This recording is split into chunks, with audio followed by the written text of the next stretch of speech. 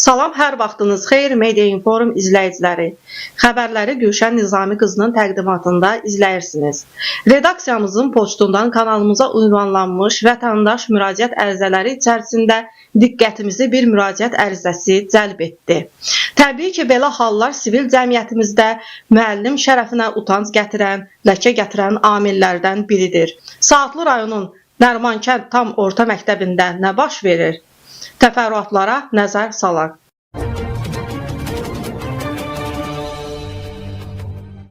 Sözügedən məktəbin dırnaqarası fiziki tərbiyəçi müəllimi sayılan Əhmədov Xəyal Bəhramoğlu'nun şagirdlərə qarşı tərbiyəsiz, əxlaqsız əməlləri sübutlara söykənərək artıq aşkarlanmışdır.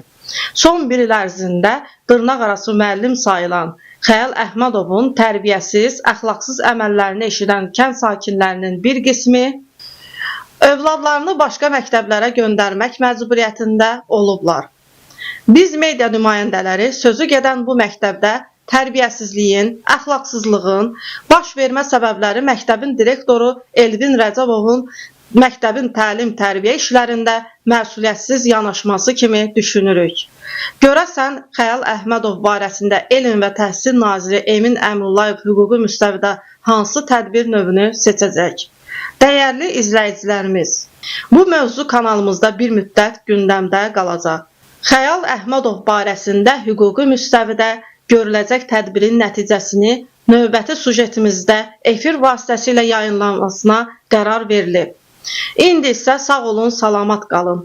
Övladlarınızı belə dırnaqarası müəllimlərdən qoruyun.